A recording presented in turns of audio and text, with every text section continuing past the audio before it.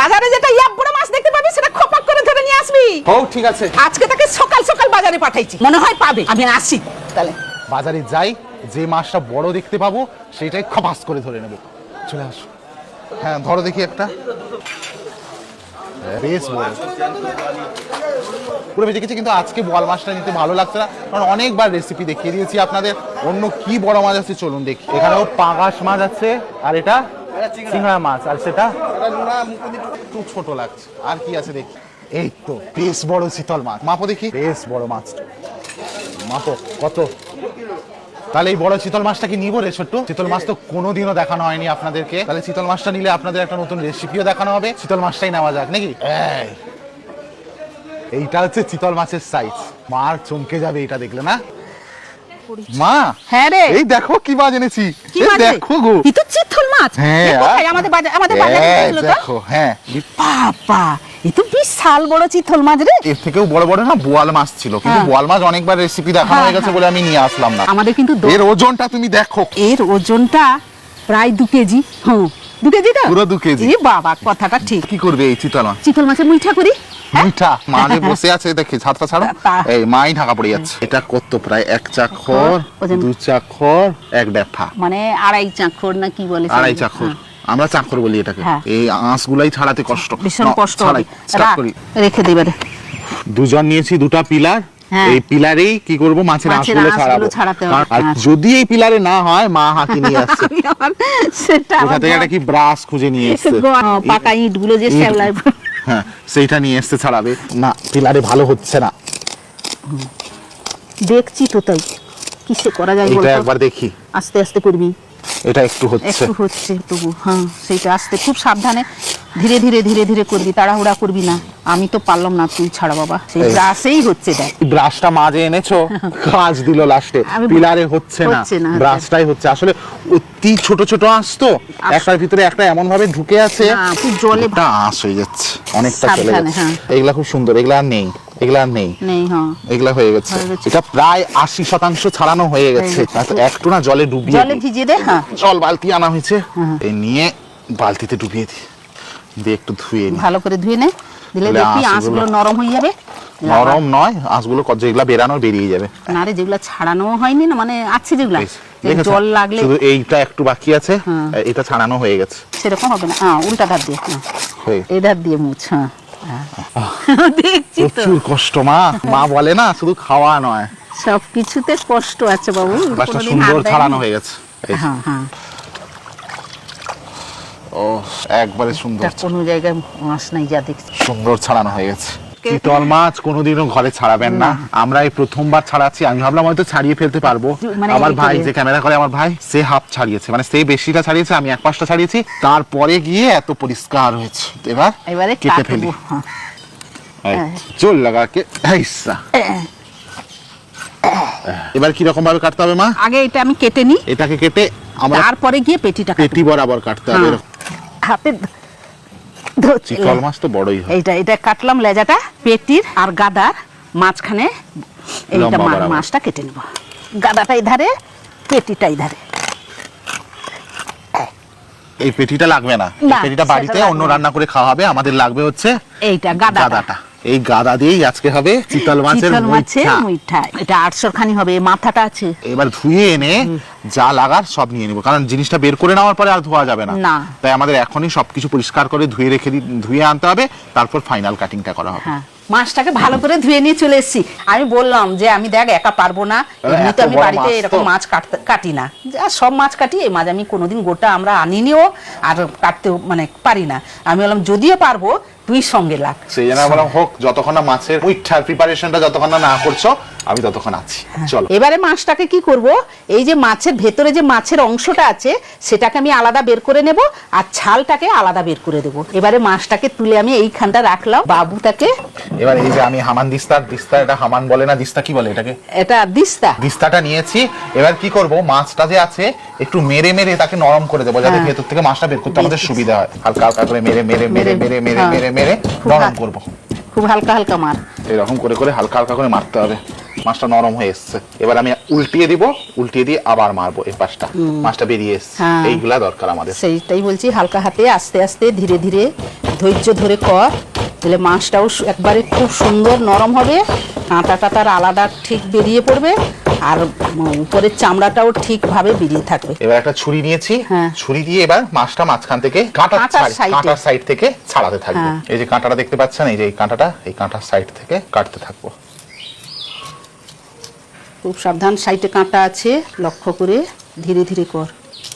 হ্যাঁ এই যে হ্যাঁ, করছিস, ভালোই করছিস, কর ধীরে ধীরে কর। হ্যাঁ, এইবারে কাঁটাটা বেরিয়ে আসছে, দেখ কাঁটাটা বেরায়নি, মাছ মানে কাঁটাটা দেখা যাচ্ছে। খুব সাবধান, এই ঘাড় কঁদার কাজটা একটু শক্ত শক্ত থাকবে তো, বড় মাছ না। আর হ্যাঁ, এই যে দেখ সুন্দর হচ্ছে। এবারে একটা চামচ নিয়েছি, হ্যাঁ, এবার কি করব, এই মাছটা এরকম করে উঠিয়ে নেব ছাল থেকে। সাবধানে, হ্যাঁ কর। আমি ধরবো না, একটু? দরকার নেই, আমি আচ্ছা, করে আচ্ছা, নিতে ঠিক পারবো। আছে, ঠিক আছে, তো কর। আমি একটু টেনে রাখি, দিলে ভালো হবে, দেখবি হ্যাঁ, হ্যাঁ। সুবিধা হবে, তোর চাঁচতে সুবিধা হবে। হ্যাঁ কর। এই যে মাছটা, এইটা আমাদের লাগবে। হ্যাঁ। যে মাছটা দেখতে পাচ্ছেন, এইটাই লাগবে। এবার এই মাছগুলো এখানে রেখে দেবো। দেখছেন এই ছাল থেকে এবার মাছগুলো আলাদা হয়ে আসছে। টেনে রাখতে দেখছিস কিরকম বেরিয়ে আসছে।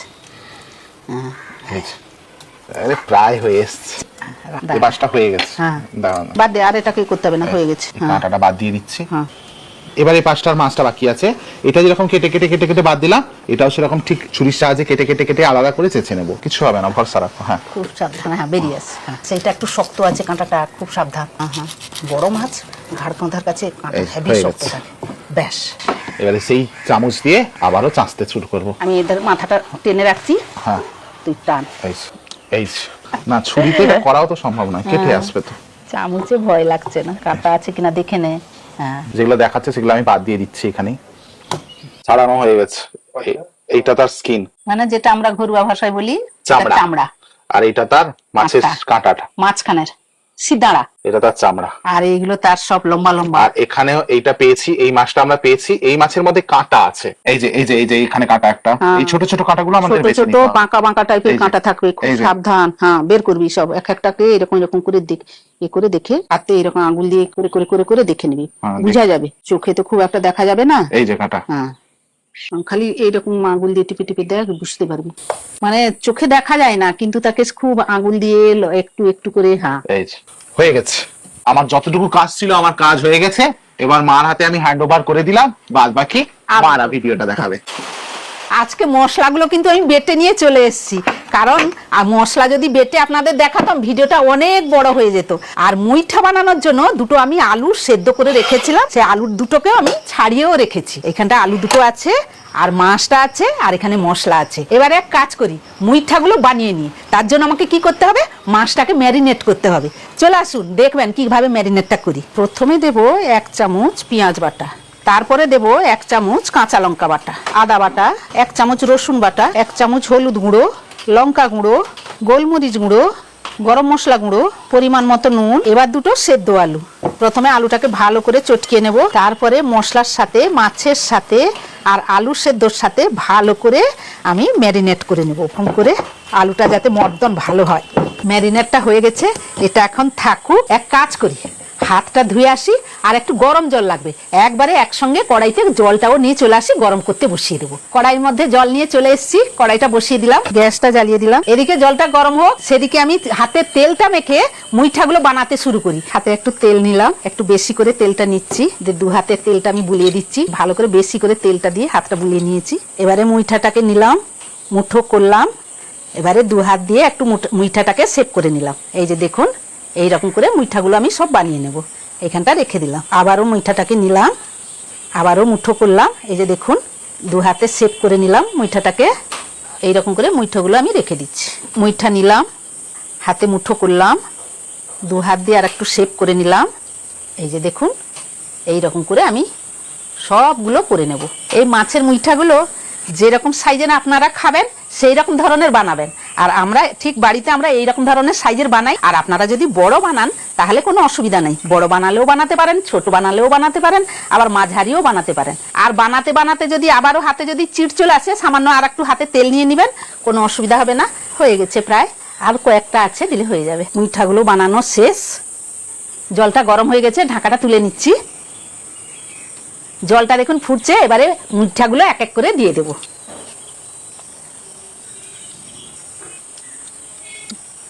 5 মিনিট ঢাকা দিয়ে দিলাম। এটা কিন্তু বেশি নয়, হাতে গুনে আমি 5 মিনিট মাত্র ঢাকা দেব।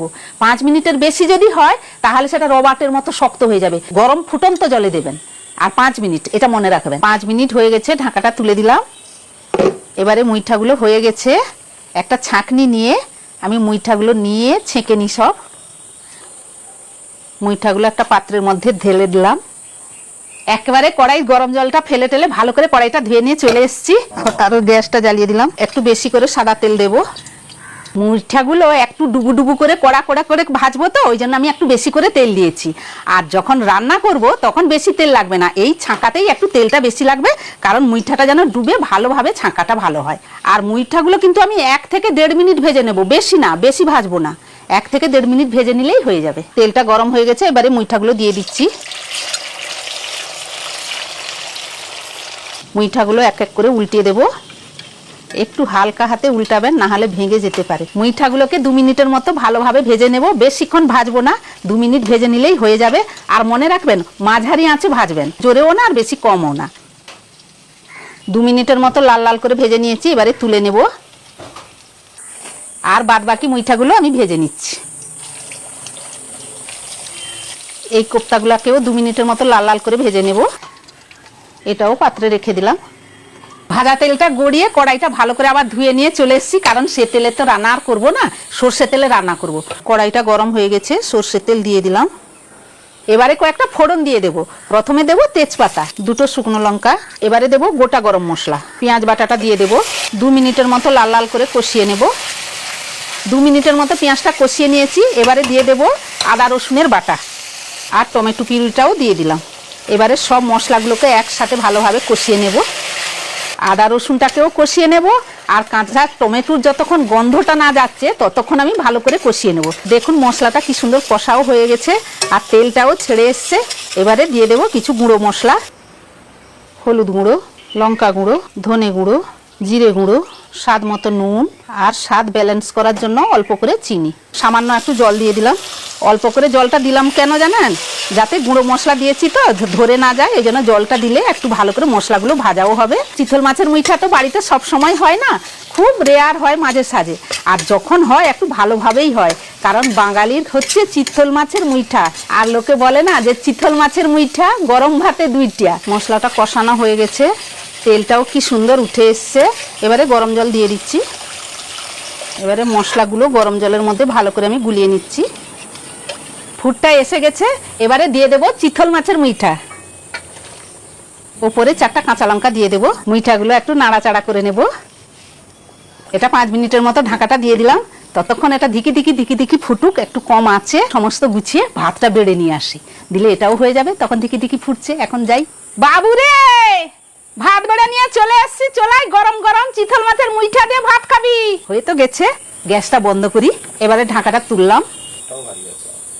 নে, ভাত বেড়ে নিয়ে চলে এসছি, কখন থেকে ডাক দিচ্ছি। অবশ্যই মানে আমাদের আজকে একটা সত্যি একটা মানে যেমন একটা ভালো দিন গেছে যে চিতল মাছ এসছে, সেরকম পুরো পরিশ্রমের দিন গেছে। মানে সকাল থেকে আমাকে মা ভোর বেলায় পাঠিয়েছিল মাছ আনতে।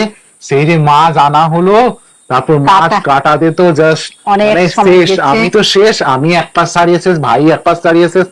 মানে সেই পরিশ্রমের মতো কোনো পরিশ্রম নেই। মানে আমি প্রথম কোনো মাছ কাটা হলো যে এত পরিশ্রম লাগে। খা, মুইঠাটাকে ভাঙলাম। গরম আছে, তাড়াতাড়ি ভাঙ, দেখা। ও জুসি জুসি মুইঠা, চিতল মাছের মুইঠা। ও ভাতটা মাখলাম, মুইঠাটা নিলাম। লোকে বলে চিতল মাছের মুইঠা খেতে সত্যি অসাধারণ। তার ভেতরে স্টাফিংটা এত ভালো লাগছে, দারুণ। করতে অনেক হ্যাপা গেছে, কিন্তু খেতে অবশ্যই খুব ভালো, খুব ভালো, দারুণ। মুইঠাটা ভাতের সাথে দিয়ে, ভাতের সাথে জাস্ট মাখিয়ে, জাস্ট গরাসটা পাকিয়ে যখন,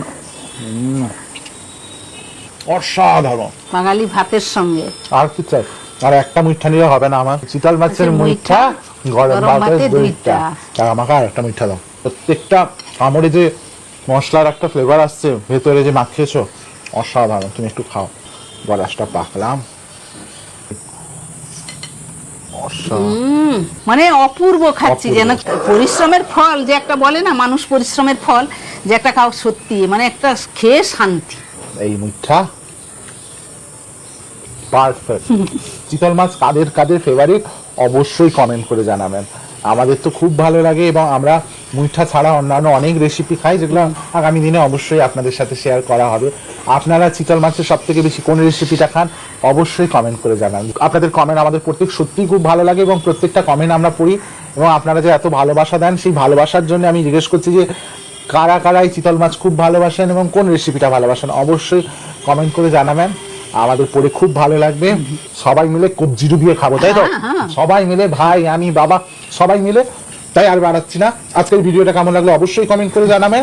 আজকের জন্য এইটুকু। আবার ফিরে আসছি অন্য রেসিপি নিয়ে, ততক্ষণ ভালো থাকবেন, সুস্থ থাকবেন, ভালো মন্দ খাবার খাবেন, এই চিতল মাছের মুখটা খাবেন। আমরা খাবো বলে খুব তাড়াহুড়া করে বলছি, কারণ এক্ষুনি বলছে কবজি ডুবিয়ে খাবো। আর সবাই ভালোবেসে বলবেন দারুণ।